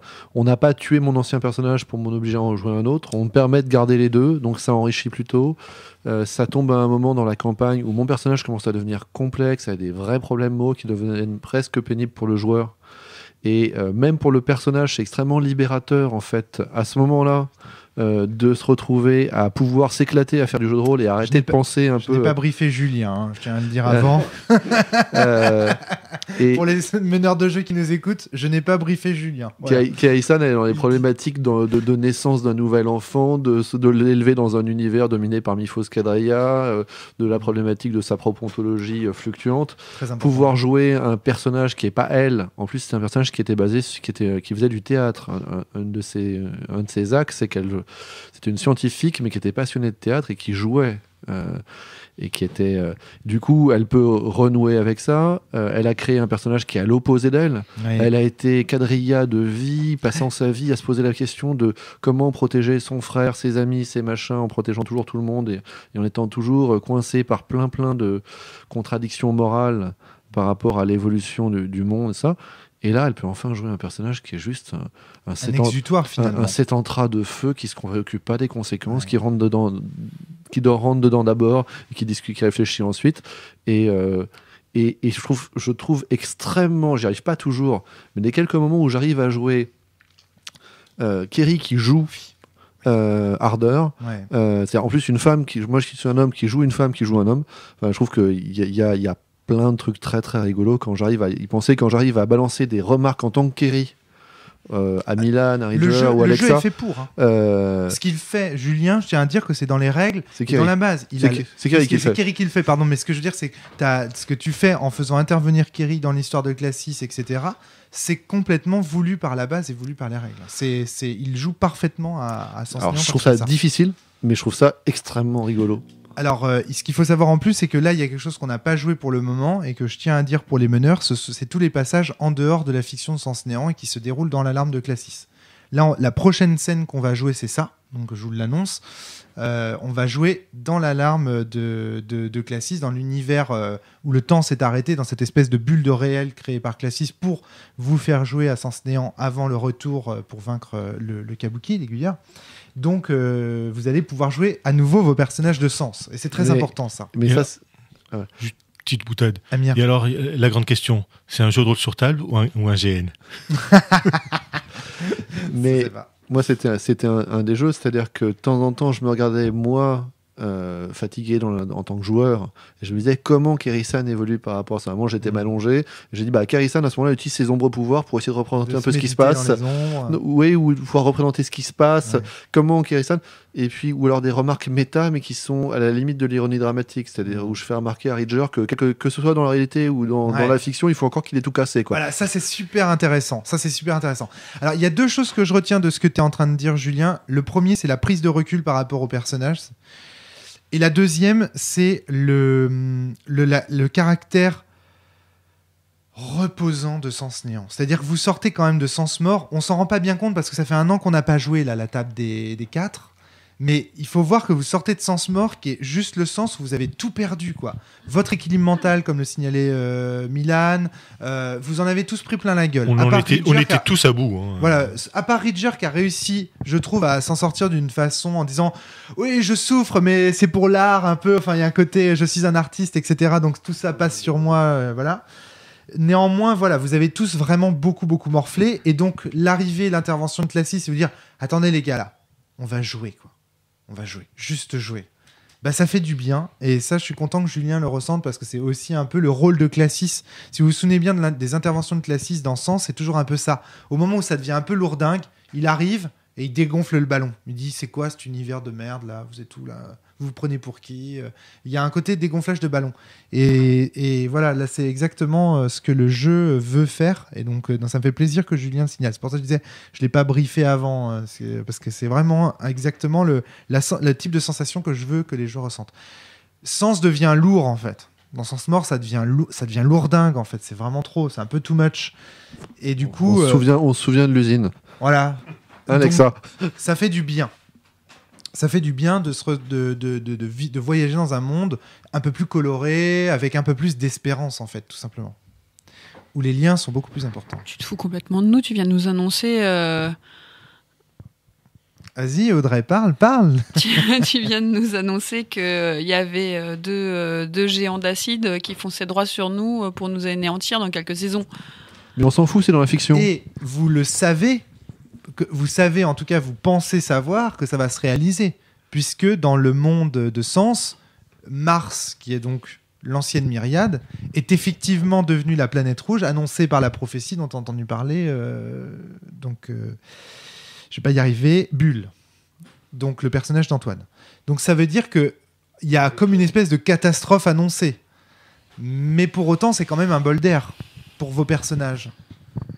Dans tous les sens du terme, pour vos golems et pour vos personnages. Donc les golems, on rappelle que ce sont les personnages des bugs. Les bugs étant les personnages des Cellulis. Et dans le système de jeu, la feuille de Cellulis devient la feuille de bug. Et la feuille de simulacre, donc qui était celle des bugs pour les Cellulis, devient celle des golems. Donc il y a une espèce de mise en abîme comme ça qui provoque en fait une profondeur supplémentaire en fait au jeu. Et l'immersion, comment vous la ressentez dans ce jeu-là, Audrey et Antoine justement, qui avaient peut-être plus de difficultés avec le système de règles et tout ça pour l'instant? Ça tourne très très bien. Enfin moi en termes d'immersion, j'ai aucun problème. Vous êtes dedans, quoi, je veux dire, il n'y a pas de Ouais. problème. Ouais. Parce que parfois, quand on dit les règles me posent problème, ça veut dire que je suis pas dedans, tu vois. Enfin, Moi, un système de règles ne m'empêche pas de créer, quoi. Ou alors, si ça m'empêche de créer, c'est que c'est pas le bon système de règles. Ouais. Le jeu est pas fait pour moi. Mais... Ou pas adapté à sa promesse. Ça peut arriver aussi. Hein. Ouais. Après, je sais pas jouer autrement que comme ça. D'accord, ok. Donc, et c'est pour ça que j'ai, même dans les jeux globalement grand public, type Donjons et Dragons, Pathfinder, j'ai toujours des personnages qui sont à la marge, j'ai toujours des bardes ou des personnages qui sont extrêmement créatifs et qui vont glisser sur le système parce qu'ils ne cherchent pas à optimiser, étant donné qu'ils... Des personnages ridgeriens, finalement. Des personnages qui créent de la couleur. Je l'aime bien, mon adjectif. Oui, je comprends, ouais. Ok, ouais. Des marginaux, effectivement, qui veulent créer... C'est ça, parce que... Qui restent des auteurs et des créateurs au sein d'une... Ouais, parce que je trouve pas de plaisir à optimiser le système. D'accord, voilà, c'est ça. Simplement. Ouais, c'est ça. C'est intéressant parce que justement, c'est très cohérent avec ce que tu as dit par rapport à la façon dont tu voyais la mécanique. C'est d'abord la fiction, ensuite le Lego qui va avec. Ça fait ta tambouille MJ, j'ai envie de dire, quoi. Je veux pas avoir... Ok. Audrey, tu voulais ajouter quelque chose avant qu'Antoine ne prenne la parole? Est-ce que toi, tu te sens perdu dans cet univers? Est-ce que tu te sens en immersion ou pas? Est-ce que ça va? Je suis pas perdue, c'est toujours les mêmes. Enfin, je trouve pas que. Excuse-moi, je reboucle il y a un quart d'heure, mais je trouve pas du tout qu'il y ait une rupture. Ouais. Une rupture de contrat social. J'aime bien me prendre la tête et c'est comme ça depuis le début. Donc là, ça continue avec un autre type de personnage. Est-ce que tu as la sensation que dans ce jeu, tu vas apprendre quelque chose sur l'autre sens, sur l'autre jeu? Dans Sens Néant, tu vas apprendre des choses sur l'autre sens. Est-ce que c'est pas ça qui fait la continuité en fait? C'est une bonne question. Je pense que Lexa peut apprendre des choses d'ordre plus personnel que peut-être que sur des questions d'univers. D'accord. Je pense qu'il y a un apprentissage en fait personnel qu'elle fait à travers ce jeu de rôle parce qu'elle a choisi de jouer un personnage, le golem éclat, qui est très différent d'elle-même. Et c'est un vrai choix qu'elle a fait au départ. D'accord, ouais. Et toi, Julien, je pense que là-dessus, vous êtes en totale opposition. Est-ce que toi, tu as la sensation que tu vas apprendre quelque chose sur les fondements de l'univers de Sens Moi, ouais, complètement. Ah voilà, c'est ça. Complètement. Moi, c'est pour ça que j'y vais. Et Kerry a probablement de la distance avec son personnage, en fait. C'est-à-dire qu'elle y va pour ça. Elle a son alter ego, c'est fait pour piocher des infos pour sauver réellement l'univers dans lequel il y a son frère, dans lequel il y a son enfant, dans lequel il y a. C'est pas. Elle n'est pas là pour s'amuser. Si, elle est là pour s'amuser, mais elle est là pour apprendre elle va en profiter pour s'amuser. Mais parce qu'on lui a dit c'est un jeu et c'est en jouant que tu apprendras les choses. Alors elle joue pour apprendre des choses. Et si elle a choisi un personnage qui était un personnage très direct, c'est parce qu'elle est là pour obtenir des informations. Elle est là pour faire ce qui est nécessaire pour que ça marche, quoi. La fin justifie les moyens, qui est un des liens de son personnage, de Harder. C'est ça. C'est-à-dire que bon, ça va, on est là pour se poser la question trop longtemps de la sensibilité d'Azilis, non, quoi. Enfin, on rejoue une tragédie qui a déjà été jouée, donc on rejoue un peu le passé, mais on sait comment ça va finir. La question, c'est de comprendre comment ça va finir et d'obtenir des informations pour agir dans le présent. Amir. Le point de vue que tu décris sur Kerry, sur Harder, c'est un peu la façon dont tu jouais Kerry sur la fin, sur Sens Mort, déjà, qui était allez, on arrête les bêtises, etc., on y va, quoi. Il y avait déjà ça. Ce que je voulais dire, c'est que en ce qui me concerne, donc il y a une différence entre Milan et moi, Amir, sur la question que tu posais, à savoir est-ce qu'on va apprendre des choses sur Sens Néant. Pour Milan, en gros, on lui a dit que il y croit, alors il joue, il voit. C'est le côté un peu scientifique, ok, je vais observer, je vais analyser, etc. En ce qui me concerne, moi, Amir, j'ai mon idée, j'ai tort ou j'ai raison, qui est que on va apprendre à masteriser alors la suite de Sens Néant, je ne sais plus ce que ce sera. Sens Cosmo. Sens Cosmo, voilà. On va apprendre à masteriser notre réel univers. Voilà, c'est ça, en fait, que Classis est en train de trahir en fait les règles de l'univers des bugs, et que c'est parce que vous allez avoir joué à un jeu dans lequel ces règles sont similaires que vous allez pouvoir, avec vos bugs, optimiser en fait vos chances. Qui est sans doute ce que font les Immortels, ou peut-être ce que fait Myphos, etc. Avec ses je sais plus comment ils s'appellent, les contrats des bugs là. Les quadrillards. Les quadrillards de Cosmo et autres, qui sont trop forts pour nous parce qu'ils maîtrisent ces règles-là quand nous ne maîtrisons pas encore. C'est mon idée un petit peu, Amir, c'est encore donc, un peu flou. Là, tu donnes, tu vois, tu touches du doigt la définition même de la métaphysique. C'est en fait ce que tu es en train de dire, c'est que ce jeu, le jeu de Classis, c'est un jeu pour nous apprendre la métaphysique de sens. C'est ça. Voilà, c'est ça. C'est-à-dire, et voilà. Qui dépend de la métaphysique de Myriade. Je ne contredirai pas Amir, hein, évidemment. J'entends qu'il sourit. Est-ce qu'il y a des choses qui vous plaisent particulièrement dans cet univers et que vous voudriez qu'on développe un peu davantage, y compris dans ma manière de maîtriser, tu vois, inversement. C'est un peu le moment où vous me faites mon procès, vous dites allez, la Rome, faut que tu fasses ceci, cela. Moi, j'aime. Faites votre carte postale, votre lettre. Il y en a marre des règles, on veut du RP. Vraiment, là, tu trouves que depuis 2 heures, on a fait beaucoup de règles? Ou alors c'est plutôt ton sentiment global sur la journée? C'est je serais pas contre un peu plus de RP. Voilà. D'accord, ok, ouais. Ça marche. T'as demandé, hein? Ah non, mais ça m'intéresse énormément. Mais je trouvais que depuis quand même quelques heures, on faisait plus de roleplay, un peu moins de règles. Mais non, tu trouves pas? Ah, ça m'intéresse parce que du coup, tu vas être déçu. Parce que là, je peux pas faire plus de roleplay. Non, c'est pas qu'on fasse beaucoup de règles. C'est plus... je sais pas, peut-être que c'est parce que nos actions ne sont pas... c'est pas smooth, quoi. Peut-être parce qu'on mène chacun des actions de notre côté. Du coup, ça dilue vachement le RP. Un peu comme dans un jeu de rôle classique où il y en a un qui se barre à l'ouest, l'autre à l'est, le dernier va fouiller le château, et du coup, bon, tu penses RP en discussion entre joueurs ou tu penses RP en introspection? Non, je peux faire du RP avec moi-même, mais vous risquez de pas beaucoup l'entendre, tu vois. Parce que... Non, je parle en RP avec les PNJ ou en RP entre nous. Il y a quasi pas de RP entre nous, à part un petit peu entre Bulle et Cla, mais c'est tout, quoi. Ça vient du mode de communication des Septentriens, tu vois. Ouais, bon, d'accord, ok. Bon. Mais donc, je sais pas, est-ce que ça va... Du coup, là c'est une vraie question. C'est possible que tu te fasses vraiment chier, en fait. Parce que ça va être comme ça... Non, c'est pas grave, j'écrirai.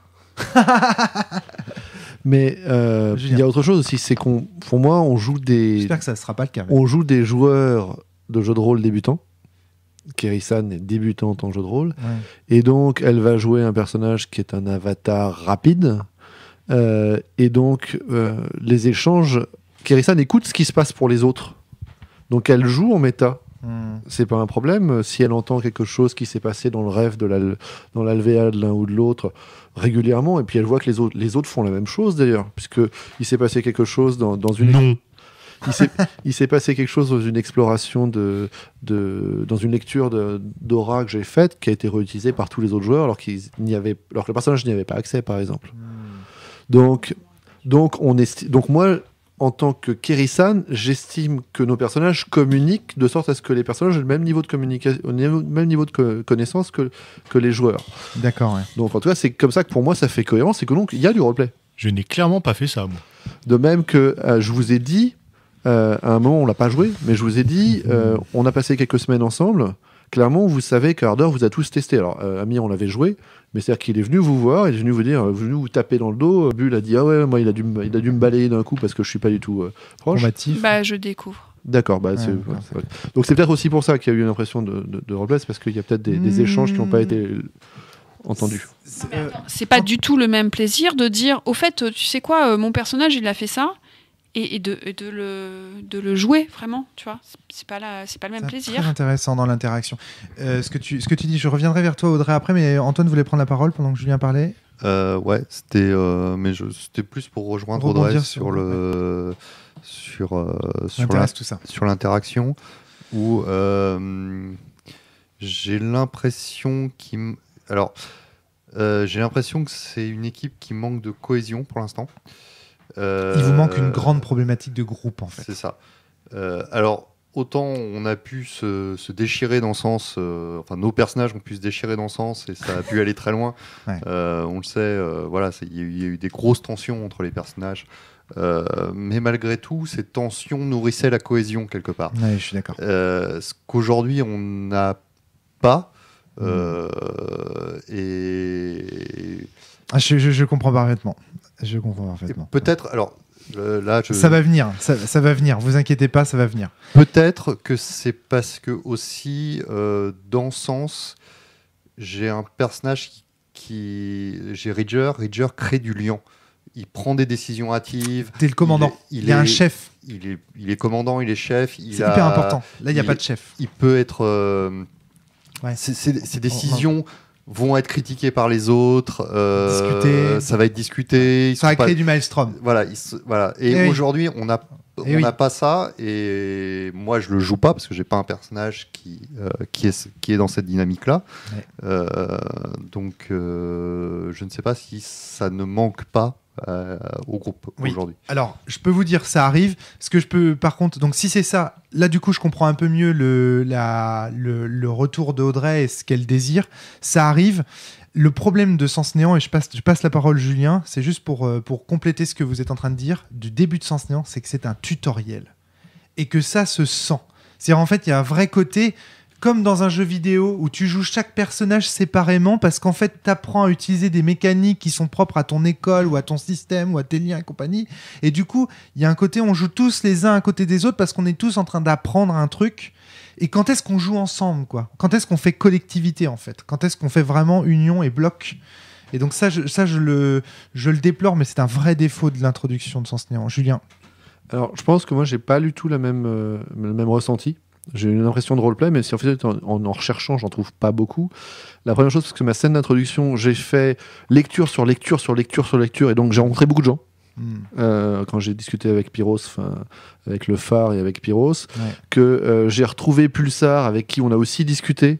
Régulièrement, je me suis retrouvé avec un PNJ qui avait vraiment des choses à me dire, ou en jouant la lecture, en fait, je forçais le roleplay. En jouant en lecture, j'ai consommé jusqu'à 7 points d'affilée sur une lecture. Ouais, forcément, ça m'a créé des rencontres, ça m'a créé une impression de force. Et au niveau méta intermédiaire, Keri-san attend que Lexa se plaigne qu'il n'y ait pas assez d'interaction.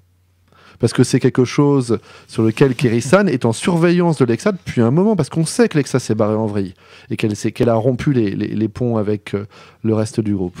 Donc, Sauf que Lexa est celle qui a apprivoisé le renard et qui a appris c'est par elle que vient l'importance des liens. Oui, mais le lien, il a été en dehors du groupe.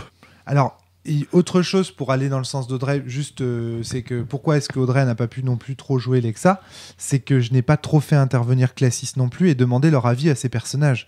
Parce que pour l'instant, j'estime qu'on est d'abord dans l'apprentissage de Audrey vis-à-vis de son golem. Vous voyez ce que je veux dire ? On est dans cette phase où c'est le joueur qui doit apprendre à jouer son golem. Le joueur de premier niveau, je veux dire. C'est ça. Quand vous serez à l'aise avec l'univers de Sens Néant, on pourra commencer à jouer dans le jeu, si j'ose dire, et à parler. Et là, on va le faire. On va commencer. Dans le début du prochain scénar, on va commencer. Mais il y a quand même toute une phase d'apprentissage. C'est lourdingue. Sens Néant, c'est rigolo. Oui, mais en fait, ça dépend. C'est pas lourdingue du tout. Ça dépend. Mais ça dépend de vos. Ça dépend pour qui. Ça dépend de votre affinité à. Est-ce que t'aimes bien les Lego, Amir ? Pas particulièrement. Pas particulièrement. Les jeux de construction en règle générale, t'aimes pas ça ? Ouais. Mais j'aime bien les tutoriels de jeux vidéo. Ok. Et toi, Julien, t'es très Lego, je sais pas. Moi, j'adore les Lego. Ouais, voilà, c'est ça. Moi, franchement, c'est un jeu pour les fans de Lego, en fait. T'as des couleurs de briques, t'as des briques, tu composes tes personnages. Enfin, voilà, c'est. D'ailleurs, il me semble que, je sais pas si vous vous souvenez de cette scène, mais dans les bâtiments inversés, quand vous voyez l'enfance de Classis, vous voyez qu'il est dans le laboratoire, il est en train de jouer au Lego. Je sais pas si ça vous a marqué cette scène, mais voilà, ça t'a pas marqué. Ouais. Je me souviens qu'il jouait avec des jeux de construction. Voilà, c'est ça. Donc c'est effectivement c'est un hommage à ça. Maintenant, je comprends vos réserves aussi et votre désir de jeu collectif. D'accord, très bien, dont acte. Alors, j'ai une question. Ouais. Alors, c'est une question qui est peut-être hors podcast, mais est-ce que c'est quelque chose c'est une question que je pose au groupe. Est-ce que c'est quelque chose que les persos au niveau Lexa, Ridger, Milan ont eu comme échange, et donc est-ce que après ce podcast, est-ce que ce podcast fait partie de la fiction de Ridger ? Est-ce que ce qu'on s'est dit là, est-ce que on peut estimer que ça s'est dit entre joueurs, ou est-ce que vous préférez qu'on reprenne aussi à ce niveau-là un règlement de compte entre joueurs, genre je comprends pas comment tu joues ton perso Alexa, je préférais qu'on le reprenne. Alors là, juste pour info, la règle du jeu dit qu'il faut faire 2 types de briefing, un premier avec Classis, un autre avec le meneur normal. Donc il y a bien 2 types de briefing à faire. Donc voilà. Donc est-ce que ce podcast fait partie de l'un ou de l'autre ? On en rediscutera après ce podcast, mais voilà. Pour moi, c'était plus un débriefing de joueur à meneur que de Classis à personnage, tu vois. Clairement. Lexa, c'est pas moi, donc. Voilà, c'est ça. On est bien d'accord. Donc du coup, là-dessus, on est ok. L'histoire, la fiction pour le moment, est-ce que vous voyez où ça va ? Est-ce que ça vous intéresse ? Est-ce qu'il y a des choses sur ce que vous voudriez creuser ? Ou non, ça... Amir. Encore un petit peu trop large pour moi, il y a beaucoup trop de possibilités encore pour que je sache vraiment dans quelle direction je veux aller. Donc pour l'instant, j'attends un petit peu de voir, je suis un peu passif. Julien. Il y a un peu cette dimension dramatique, tragédique de l'amour impossible d'Azilise et de Savane, qui est un peu large et où on sent que ça va mal se finir, et c'est un peu dommage. Mais on va dire que pour Keri-san, c'est qu'un jeu. D'accord, ouais. Toi, t'es toujours dans le côté méta avec ton personnage de fiction de sens, en fait. C'est une des raisons, c'est une des manières dont je construis le personnage de Néant. Est-ce que ça veut dire que tu joues un archétype ? Plus Keri-san joue un archétype. C'est-à-dire que tu as un personnage dans la fiction de Sens Néant qui est plus archétypal que les personnages que tu joues d'habitude. Oui. Et d'ailleurs, ça se sent. À fond. En même temps, les éléments te poussent naturellement à jouer des caricatures un peu excessives. Mais par exemple, Keri-san a vu que Milan essayait de jouer sur les règles pour essayer de faire atteindre dans son personnage l'ultime sentiment. Elle trouve ça malin. C'est vrai qu'il et elle se dit, c'est bien qu'il tente ce coup-là, parce que moi, j'ai le temps de pouvoir tenter autre chose, qui est plutôt de maxer une carac. Et donc de voir si... C'était l'autre option. Voilà. Et du coup, je pense qu'on retrouve un peu la combinaison entre Keri-san et Milan, qui tentent à eux deux tous les TP possibles au niveau scientifique. Est-ce que tu peux préciser, Amir, de quelle expérience il s'agit ? Je suis sûr que ça va intéresser les meneurs qui nous écoutent. Le problème, c'est que je ne me rappelle plus comment m'est venue l'idée. Ouais. Mais en gros, j'ai eu l'idée à un moment pour atteindre le sentiment ultime, le sentiment ultime était en gros la réunification des 6 éléments. Ouais. Comme lorsque tu décrivais les adjectifs qui caractérisaient chaque élément, il y avait l'amour qui était dans tous. Ouais. Je me suis dit que l'amour porté à tous les 6 éléments serait peut-être le sentiment ultime. Donc je développe alors moi j'ai choisi la recherche, je suis attaché à la recherche du sentiment ultime, voilà, que je développe dans les 6 éléments, donc x6. C'est ça. C'est-à-dire en fait, tu as un élément, je suis attaché à la recherche de l'ultime sentiment. Je suis attaché à la recherche. Tu as noté à chaque fois le même lien. Terre, lumière, ombre, feu, voilà. eau Ça, et air. donc voilà, ça je trouve ça très intéressant. On va voir ce que ça va donner. On va voir ce que ça va donner, exactement. Quand j'atteindrai 10 dans tout ça. Antoine, Audrey, je vous voyais rire au fond de le fond de la classe, là. je trouve que la table est vraiment séparée en deux ce soir et aujourd'hui, d'une manière générale, qu'il y a vous deux d'un côté de la table qui ont l'air de trouver ça, je sais pas, un peu ennuyeux, peut-être, sans néon, je sais pas pour le moment. Et deux persos qui ont l'air de s'éclater comme des fous, Amir et Julien. C'est très bizarre. En fait, tu m'interromps, Antoine, si je me trompe, mais nous, on est super contents de jouer avec Julien et Amir parce qu'ils font tous les trucs chiants qu'on n'a pas envie de faire. Ouais. Donc, on prend grave notre pied. Les recherches de maximaxage. Voilà, tout ça, c'est tellement pas notre truc, c'est super bien qu'ils soient là. Et que ça les éclate surtout, tu vois. Ouais. Ça tombe vachement bien. D'accord. Alors que nous, on Antoine. pose plus les points en fonction de la fiction qu'on veut développer, quoi. Ouais, et pas en fonction du but à atteindre. Oui, je comprends. Comme on l'a dit plus tôt, c'est complémentaire. Non, mais il n'y a pas d'opposition là-dessus, quoi. Et pourtant, vous avez quand même la sensation de jouer au même jeu et de pas vous emmerder quand eux font des trucs. Ça me semble tendu comme... Mais ce que Lexa vient, elle, chercher ce qu'elle tente d'explorer dans le jeu, excusez-moi, je rebondis sur le truc d'il y a 10 minutes, mais parce que mais je t'en prie. Ça prend du temps, en fait. Bah oui. Ce qu'elle interroge, c'est le statut de la vérité, en fait. Oui. Elle a des décisions à prendre. Elle est plutôt tête brûlée. Donc, elle a choisi de jouer un personnage qui a les moyens de s'interroger vraiment sur ces questions-là, entre justement la lumière et l'ombre. Et ça lui fait revoir sans doute un peu ses positions à elle. Elle explore quelque chose de nouveau qui, elle espère, profitera au groupe aussi. Et du coup, elle fait ça dans un monde où il n'y a pas vraiment de vérité, en fait. Les vérités ne sont que des vérités particulières. Et voilà, ça l'interroge beaucoup. Mais est-ce que c'est pas vrai de tous les mondes, ça ? Est-ce que c'est pas vrai de tous les mondes ? Et Julien, monde du doigt, mais qu'est-ce que tu veux dire, Julien là ? Mais c'est exactement comme les personnages qui sont définis par des liens. On est quoi si on n'est pas les liens qui nous composent, tu vois ?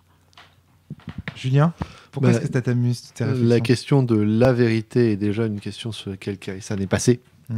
Dans le monde, de Kéryssan. Dans l'ombre monde. Dans l'ombre monde qui n'a jamais aussi. si bien porté son nom. Et c'est aussi une question que je me suis déjà posée, sur laquelle, en fait, il y a dans chaque monde parallèle, il y a une nouvelle instanciation d'un point de vue sur la vérité qui est... voilà. Ouais, oui, d'accord. Ouais. Tu vois en fait des liens... Pour moi, il n'y a pas de vérité avec un grand V. Il y a des vérités particulières. Amir. Même dans le monde réel ou des joueurs, je veux dire, il y a beaucoup de philosophes qui se posent cette question-là, qui donnent leur réponse et on peut se poser la question. Moi, je me suis posé la question et j'ai répondu qu'il n'y avait pas de vérité avec un grand V. Et pourtant, tu es un absolutiste alors que je suis un relativiste. Mais bon. Antoine, par rapport à ces questions. Enfin, moi, je suis sûrement beaucoup plus bête que la moyenne à cette table, mais quand je prends un objet, que je le lève et que je le lâche, il tombe. Il y a la gravité, voilà. Pour moi, c'est une vérité absolue avec un grand V. Je remets pas le truc en cause.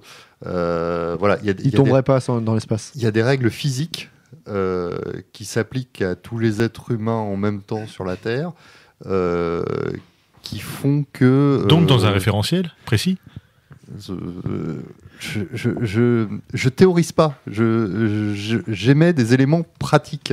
Et donc, c'est pour moi ces éléments pratiques sur lesquels on ne remet pas en cause, c'est tout ça que moi je vais appeler la vérité. Alors moi j'appelle ça la réalité, j'appelle ça des faits. La vérité, c'est l'idée qu'il y a une vérité immanente qui précède ces faits. Et c'est là-dessus sur lequel je suis pas d'accord. Et je pense que les vérités dont je parle, moi, sont des vérités subjectives. Ça veut pas dire qu'elles sont pas forcément partagées, mais ça veut dire qu'elles sont relatives. Voilà, c'est pour ça que Sens est un jeu de rôle de philo-fiction, en fait. Parce que théoriquement, en fait, il doit amener les joueurs. Là, vous avez vu, j'ai posé aucune question pour que vous en arriviez à ces conversations-là. Alors, on peut dire oui, Antoine, Julien, Amir sont d'ores et déjà, et Audrey, bien sûr, parce que c'est toi indirectement qui l'a amené, Audrey, sont déjà intéressés par ces questions.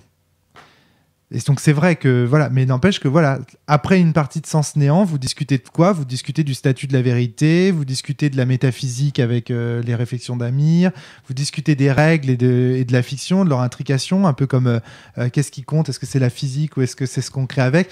Ça m'amuse beaucoup de voir un petit truc, c'est vraiment une petite réflexion, mais de voir que Kerry en fait et Julien, d'une manière générale, explorent la dimension vraiment métaphysique de Sens, puisqu'elle est déjà entre deux mondes possibles que sont l'ombre monde et le monde réel dans le personnage de Kerry, et que du coup, dans Sens Néant, elle est dans les règles et dans aussi en fait l'exploration d'une nouvelle métaphysique. Vous voyez ce que je veux dire ? Il y a une espèce de cohérence, et que toi, Ridger, de ton côté, à travers le personnage d'Antoine, tu dis bah ouais, moi je joue toujours un peu le même personnage, en fait, parce que dans le fond, ton personnage de jeu de rôle, c'est toi-même. Bien sûr. C'est une projection de ton simulacre. Le mot simulacre n'a jamais aussi bien. Et c'est ce que veut Sens. C'est vraiment le jeu qui est fait pour ça, tu vois. Et derrière, ce que Ridger cherche dans le jeu, c'est avant tout de tirer de l'expérience pour lui-même en se confrontant à des situations et en se disant ben voilà, ce sentiment-là, j'ai le droit de l'exprimer parce que dans la fiction, j'ai eu mon personnage qui a exprimé ce sentiment-là et il n'a pas été ridiculisé par les autres. Donc moi, en tant que personnage, j'ai le droit, comme Antoine le ferait en GN ou en jeu de rôle, en expérimentant des situations et se disent, est-ce que là je me mets dans ce cercle sécurisé qu'est le jeu de rôle, est-ce que je me mets en danger, est-ce que je me sens moi en danger en tant que joueur dans ce genre de situation, et comme on est dans un jeu de rôle et comme on est dans une fiction, est-ce que je peux aller plus loin, et quand je vais plus loin, qu'est-ce que moi je ressens en tant que joueur, quoi. Et en plus, tu as aussi joué un personnage qui est un peu à l'opposé du tien. Tu avais un personnage qui était plutôt directif, violent, etc. Et là, tu joues un personnage OER, oui. Donc beaucoup plus dans la conciliation. Et on voit bien, enfin moi, c'est comme ça que je l'ai lu, après tu m'arrêtes si je me trompe, mais comme ça que Kerry-san l'a lu, on voit bien comment Ridger essaye encore de faire une œuvre. Mais complètement, notamment avec tes rapports avec les bateaux complètement étranges, et où on se demande vraiment, où Kerry-san se demande vraiment à quoi ça sert, quoi. À part à faire une poésie de plus. Mais bien sûr, parce que je ne sais pas jouer. Moi, Antoine, je ne sais pas jouer autrement que comme ça non plus. En fait, ce qui est rigolo, c'est qu'en explorant différents mondes possibles à travers différents personnages, mais ça, c'est un peu l'expérience du jeu de rôle en règle générale. Et puis un personnage en opposition, c'est-à-dire qu'il joue quasiment les runes inverses. C'est vrai. Qu'est-ce qu'on découvre au final ? C'est comme en métaphysique. Pour avoir une idée de la métaphysique d'un univers, il faut imaginer toutes les variables. Et quand tu as toutes les variables, tu vois les invariants, et les invariants, en gros, forment la structure métaphysique de la chose, de l'objet du monde en fait que tu es en train d'analyser. C'est-à-dire il faut voir tous les mondes possibles du monde, il faudrait voir tous les mondes possibles de ce monde-là pour voir les structures invariantes et en déterminer la métaphysique. Et ce que tu dis, c'est à travers tous les mondes possibles, en jouant un personnage différent, en fait, qu'est-ce que je remarque ? Je remarque qu'il y a des choses que je ne change pas, qui ne changent pas. Donc en fait, tu es en train de découvrir à travers la métaphysique de Sens, tu es en train de découvrir ce qui fait tes propres structures en tant qu'individu, tu vois, Antoine. Et là, je parle vraiment Antoine. C'est pour ça que je fais du jeu de rôle. C'est pour ça qu'on fait tous du jeu de rôle. Et c'est pour ça que je fais du GN. Mais la différence de Sens par rapport à ces autres jeux de rôle, c'est que Sens ne parle que de ça. C'est le propos de Sens que de te montrer ça. Alors que le jeu de rôle en tant que média, on l'a tous senti, si tu veux, que oui, le meneur a quelque chose de Dieu. Oui, il y a quelque chose de métaphysique dans le jeu de rôle. On l'a tous senti. Sauf que là, c'est le propos du jeu, tu vois. Et c'est ça qui ne change pas et qui fait qu'il y a cette continuité dont vous parliez tout à l'heure par rapport à Sens Néant et à Sens. C'est ça la différence, en fait, par rapport. C'est que ça... Oui, le média jeu de rôle est idéal pour découvrir tout ça. Mais là, on a affaire à un jeu Sens qui parle justement de cette dimension-là du jeu de rôle. C'est ça différent. Audrey, tu voulais prendre la parole et puis t'as arrêté. C'est passé à autre chose, en fait, c'est ça que tu veux me dire ? Ok, très bien. Est-ce que, juste un dernier point, et après on arrête et on continue une partie. Est-ce que vous pourriez, les uns et les autres, me raconter la fiction que vous avez vécue aujourd'hui ? Si vous pouvez la raconter. Oui. Alors Julien, vas-y, je t'en prie. Ça m'intéresse beaucoup de voir, parce qu'on parlait de Maelstrom. Alors la fiction, c'est que nos personnages, Kerry-san, Milan, Ridger et Lexa, ont été emmenés par Classis dans une réalité parallèle étrange où il arrive à contrôler le temps pour jouer à un jeu qui nous permettra d'en apprendre plus et d'obtenir des nouveaux moyens de lutter contre Miphos et ses sbires. L'aiguilleur. En Vous n'avez pas promis Monts et Merveilles, vous avez dit l'aiguilleur. mais comme, comme pour Kerry, c'est quand même un sbire de Miphos, ça marchera. Très bien. Et peut-être d'en apprendre un peu plus sur Aziliz, puisqu'elle semble être présente dans les deux mondes, et qu'on sait qu'il est quand même assez croque d'elle. Ensuite, on a été... alors, est-ce que je vais le faire pour mon personnage, peut-être ? Après avoir dressé l'historique précédent de Harder, il a été trahi, c'est un peu pris la tête dans différentes batailles. Et finalement, on lui a proposé un truc simple qui était de devenir golem d'Aziliz, donc de défendre. Aziliz qui est la fille de Setantral. La fille de Setantral, la fille du prophète, celle dont on attend qu'elle atteigne l'ultime sentiment et remplace son père à la tête. Qu'elle devienne la prochaine prophétresse, et qu'il faut protéger éventuellement de l'assassin et de toute autre source de menace ou de trouble. Voilà, différents complots. Donc ça, c'était simple. Donc chacun d'entre vous joue l'un de ses protecteurs pour faire ça. On a été convoqué. Mais ce qui m'intéresse, c'est ce qui vient après, en fait. Donc on a été convoqué, on arrive, on fait rapidement connaissance. Ensuite, on l'accompagne dans son quotidien. Elle a une première enquête qu'elle nous confie où il y a des parents qui se plaignent que leurs enfants font des cauchemars liés à elle. Qui les empêche de récupérer et qui donc les amène au bord de la mort, enfin en tout cas de l'épuisement. L'emmène à l'épuisement et donc à bord de la destruction. Brisure. La brisure. On y va, on enquête chacun de notre manière.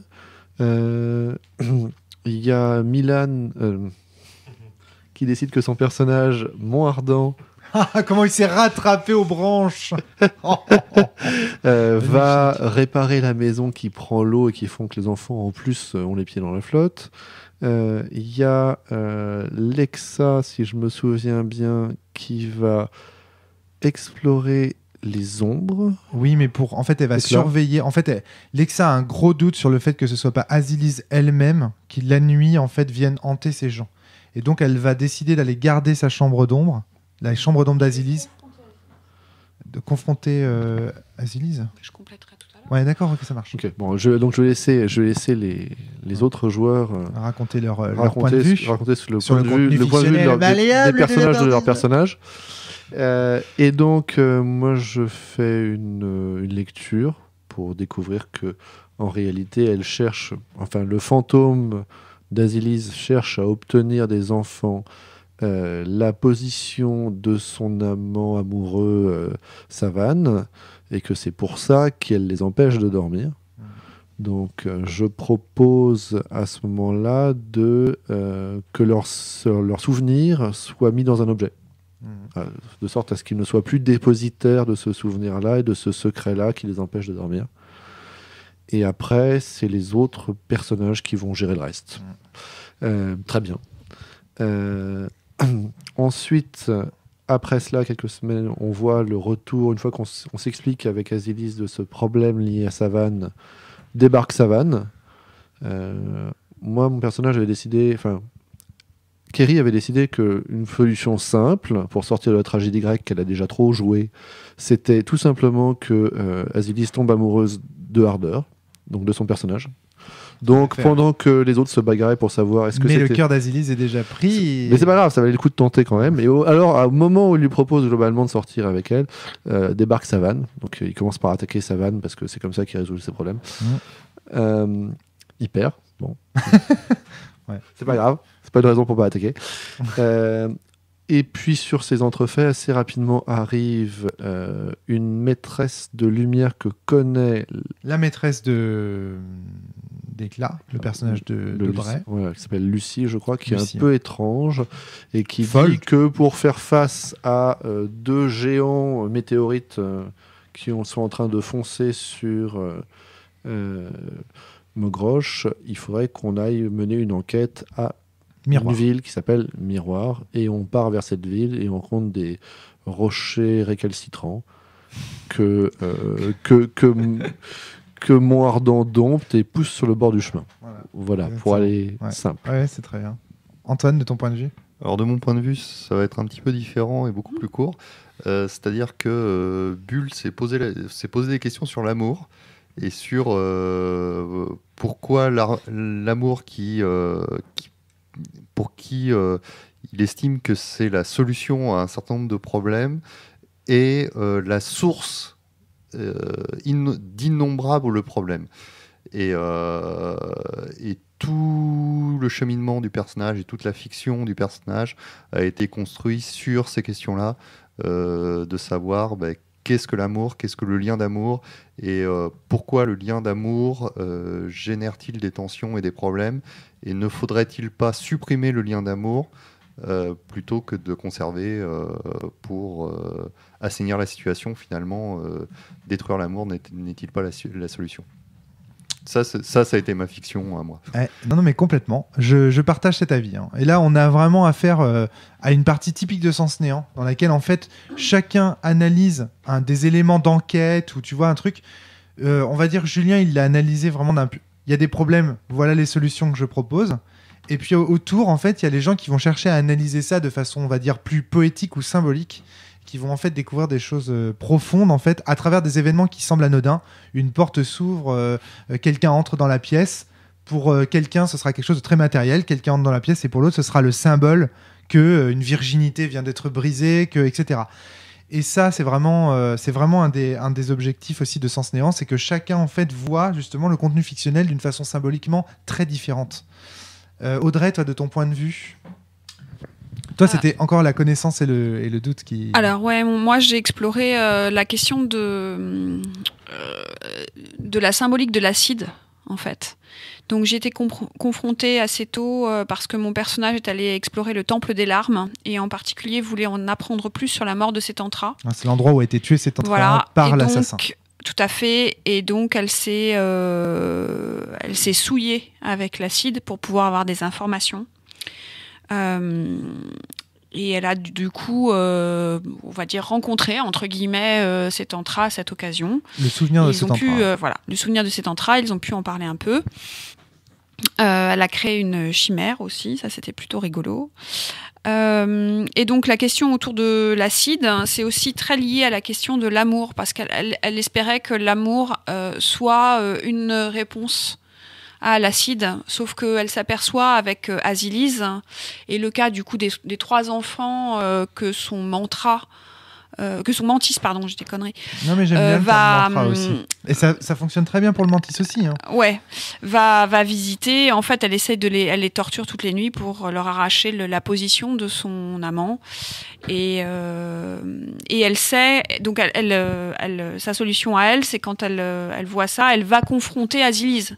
Elle lui dit, mais enfin, tu te rends compte de ce que tu es en train de faire à ton peuple pour l'amour d'un seul? Ça devrait pas être ça, l'amour. Et donc, est-ce que l'amour est toujours teinté d'acide? Est-ce que dans Myriade, quand on aime une seule personne... Est-ce que tu trouves qu'elle a l'air de se couvrir d'acide pour Savane? Oui. Oui. D'accord, très bien. En fait, se couvrir, je ne sais pas, mais oui. Oui, ils se mentent sur ce qu'ils espèrent, sur ce qu'ils peuvent faire, en fait. Elle dit non, mais je vais tenir ma position de symbole, de princesse des Settantra. J'ai un rôle à jouer, je dois chercher le sentiment ultime, etc. Et en fait, le soir, elle fait comme une gamine, elle va courir pour retrouver son amant dans les jardins, quoi. Donc, et lui, il lui dit non, mais je te laisse, je serai ton protecteur de loin. Il faut plus qu'on se voit et bam. Enfin, c'est du Molière, quoi. Et donc voilà. Donc elle s'interroge beaucoup sur le problème de l'acide et sur les questions d'équilibre entre l'acide et le sentiment ultime. Elle pense que l'acide est le contrepoint du sentiment ultime et que donc il est apparu à peu près au moment où Settantra a pu accéder à ce niveau supérieur.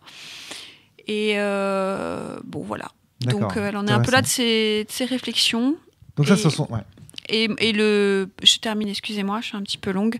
Et Éclat s'est vachement interrogée aussi sur, en tant que golem de lumière et d'ombre, elle voue une foi religieuse, une passion religieuse pour Azilise. Mais en fait, elle se demande si c'est pour le personnage, enfin la personne qui est Azilise, ou si c'est pour le symbole qu'elle représente. Alors ça, juste parenthèse de MJ, j'ai trouvé ça génial. Le moment où les personnages se regardent et disent mais en fait, qui est-ce qu'on doit défendre ? Parce qu'on nous dit, oui, on est des golems d'Azilise, ok, c'est écrit en gras sur notre feuille, c'est écrit en encre indélébile en plus, c'est-à-dire que c'est le seul lien, enfin l'un des seuls liens, les liens essentiels, c'est un des seuls liens qui est écrit en fait en lettres d'imprimerie et compagnie, et donc que vous pouvez pas gommer et retirer de votre fiche de personnage. C'est écrit, ouais, je suis golem d'Azilise et je suis fier de l'être. Soit. Mais qui est cette Azilise que je dois garder ? Est-ce que le mot Azilise désigne le symbole qu'elle représente pour la population myriadienne et pour les Sétentriens ? Ou est-ce que ce mot désigne la princesse au sens le plus, on va dire, le plus humain ? C'est un abus de langage, le plus sétentrien, le plus familier du terme. Cette Azilise-là qui est amoureuse de son le plus incarné peut-être. Voilà, le plus incarné, c'est ça. Et ça, j'ai trouvé ça...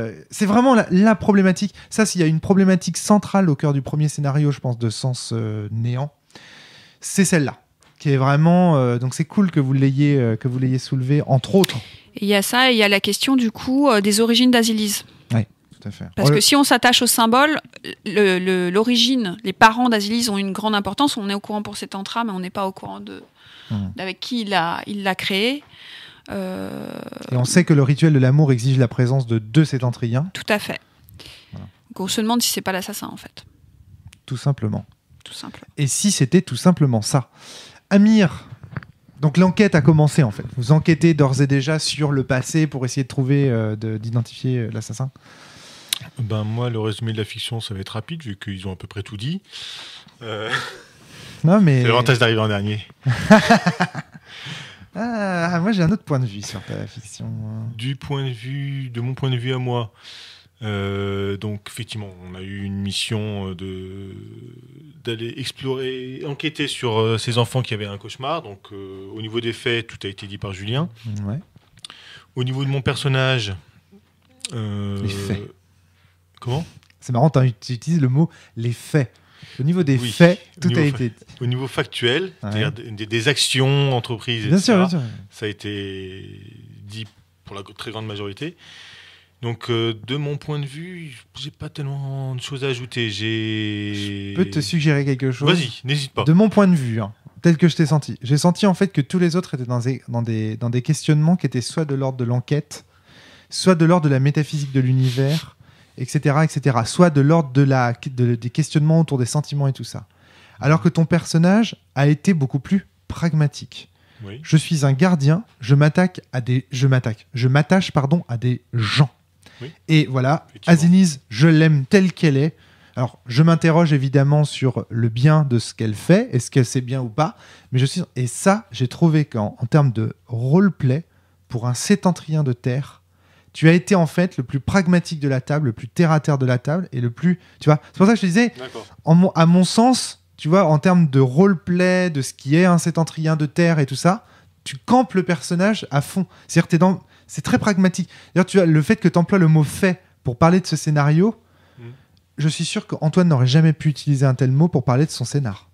Impossible. Parce que lui, il est complètement dans la vision sentimentale et symbolique de la scène et des scènes, alors que toi, justement, en bon pragmatique et Sétentrien de terre, tu vois, t'es campé en fait sur la terre ferme. C'est comme ça que j'imagine mon personnage, effectivement. Ouais. Et donc, moi, j'ai trouvé que pour ça, bah ouais. C'est pour ça que je parle comme ça, d'ailleurs. Le gardien appuyé. D'ailleurs, en fait, c'est toi qui t'occupes des choses les plus pragmatiques. Oui. Il y a des pierres qui bloquent le passage, c'est toi qui le fais. Il y a un arbre à abattre, ou il y a un mec à poursuivre, ou il y a... C'est la terre. Voilà, c'est vraiment exactement. Donc ça, j'ai trouvé qu'il y avait... On voit déjà, en fait, le début d'un espèce d'équilibre, en fait, entre différents points de vue qui commencent à émerger. Et le maelstrom tant attendu par Audrey va peut-être survenir au moment où une grande problématique va vous devoir vous engager sur une décision à prendre et où chacun amènera son point de vue en disant non, du point de vue sentimental, c'est ça qu'il faut faire. Puis l'un dira oui, mais pour l'enquête sur cet entraille, il faudrait peut-être pas détruire ce truc-là. Et l'autre qui dira non, mais pragmatiquement, on doit faire ceci, cela, etc. Et là, on va ça voir. donnera lieu aussi à une mise en abîme parce qu'on en discutera aussi entre Lexa, Roger. Exactement. Et donc, on voit que là, l'embryon de Sens Néant arrive, il n'est pas encore là. Mais le côté pragmatique est également dû au fait que Mont Ardent est donc joué par Milan qui est joué par moi. Mais oui. Et Milan et moi, on partage un côté qui est d'abord l'observation, l'analyse avant d'agir. Donc pour l'instant, effectivement, je reste pragmatique. J'observe ce qui se passe. C'était génial. Et après, je prendrai une décision définitive. Un passage que j'ai beaucoup aimé avec ton personnage et celui de Bulle, c'est ce moment où vous courez dans les ombres. Et où je vous dis, bah oui, ok, bah qu'est-ce que vous voyez ? Parce que dans les ombres, le maître de jeu n'a absolument pas autorité pour vous dire ce que vous voyez. Donc c'est à vous de dire en fait ce que vous voyez. Il y a un moment donné où vous sentez bien que vous êtes perdu dans votre narration en tant que joueur et donc perdu dans les ombres en fait. Et en fait, à un moment donné, tu te dis, mais en fait, si je veux que le MJ, si je veux me rattacher à quelque chose de vrai, il faut que le MJ parle. Et pour qu'il parle, il faut que j'allume la lumière, quoi. Il y a eu ça, oui. Et ça, j'ai trouvé ça assez génial parce que le fait que ce soit ton personnage, tu vois, le pragmatique, il dit non, là j'ai besoin d'une réalité à laquelle m'ancrer. En même temps, quand on sait que Milan, c'est celui qui a le plus en Cosmo, grave, qui est le symbole de la lumière et compagnie, on voit qu'il y a une vraie continuité en fait, et qu'à travers vos personnages, vous êtes déjà en train de. J'essaie vraiment de jouer mon personnage par les jeux de Milan. C'est cool tout ça. Alors, comme il me ressemble assez Milan, ça va, il y a des facilités, mais pas toujours. Maintenant qu'une seule envie, c'est de continuer et de savoir si Audrey. Moi aussi. Va enfin trouver que ça fait sens tout ça et que ça commence à faire Maelstrom ou pas. J'ai vraiment envie de voir aussi, au contraire, tu seras frustré. Merci en tout cas à Julien, merci Antoine, merci Audrey, merci Amir. Merci. On va jouer, nous on est en continuité, on joue, vous allez devoir attendre un mois pour voir les conclusions de tout ça. Mais nous voilà, on va jouer tout de suite. Allez, à très bientôt tout le monde, portez-vous bien et surtout, jouez bien, c'est ça qui compte. Salut!